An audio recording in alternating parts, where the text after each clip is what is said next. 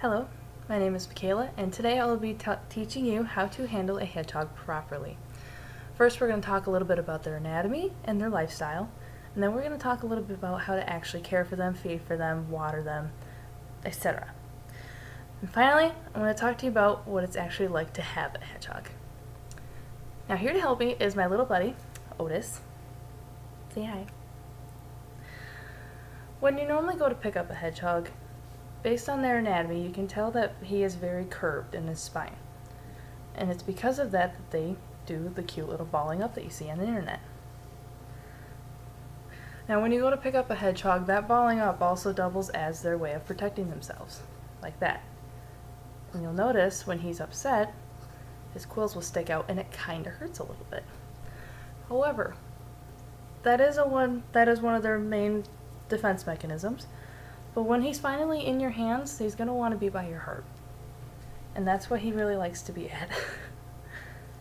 And as you notice, his quills are laying down very flat next to each other, and it's because of that that you're able to handle him without hurting your hands. Notice I am not wearing any gloves. You will not need gloves really, because when handling a young hedgehog especially, using gloves really desensitizes them and they don't actually get the feel for being held by people. And then they become very antisocial. This little guy is pretty social. Now, it's because of their balling up anatomy that allows them to, well, hide, and not only that, but protect themselves. When they're on the ground and they feel the need to be protected, they will ball up in that similar way. He's a little too comfortable right now.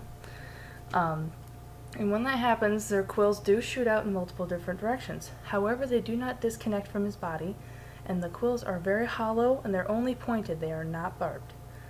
And yes, they're kind of pokey and they kind of hurt after a while. It's not that big a deal though. They're like the consistency of straws, just with small points on them. He's going to get himself comfortable at the moment. So when it comes to actually caring for them, a lot of times people will use pine shavings. I like to use personally I like to use wood pine pellets, as they expand when wet and they hold in odors a lot better. However, the shavings is a lot more cost effective, but it does also lead to mites sometimes, which is similar to fleas in dogs. However, it's a little bit more dangerous for these guys as they lose their quills because of them. When it comes to feeding and watering for them, normally a little bunny rabbit water bottle will do, and a small bowl, just a small bowl. They normally don't flip over bowls very much unless they're burrowers. It does depend on their personality. He eats out of bowls just fine. I actually have his food right here. He actually eats cheap cat food, which is nice. They don't need a ton of nutrients or a ton of the extra special hedgehog food. Just enough to get them by basically what we get a cat by works just as well.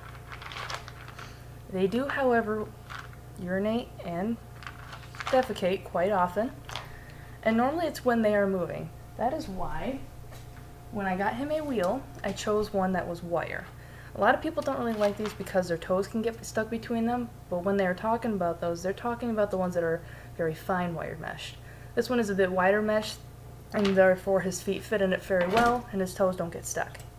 And everything falls through, which is very nice for cleaning. However, because these guys, Otis is a African pygmy, and that means he is used to the warmer climate, as in his bloodline is. Yes, he is too. And because of this, you have to have a good heating system. Once these guys reach below the temperatures of 70 degrees, they start to force themselves into a hibernation that normally they don't wake up from, as if it ever gets below 70 in Africa, they're not coming back from that. So it's very important to have your heating system set up and figured out very well so that they can maintain a healthy temperature. Now, what it's like to actually have a hedgehog, this all completely depends on their personality. Otis, when I picked him out, he was a very open one. He opened up right in my hands and he was willing to sniff me, and he's very social. A lot of hedgehogs are very, very antisocial. They are totally okay with being alone for a weekend, which makes these great pets for students. However, Since he is a boy, he cannot be caged with another boy because two boys will oftentimes try to kill each other. That's just how they are. They're very territorial toward other boys. And these can actually miraculously, they can reproduce at 8 weeks old. So that's a very, very important idea to separate males and females unless you are wanting to breed. Hopefully today Otis and I have been able to teach you a few things about how to care for hedgehogs and how to properly handle one.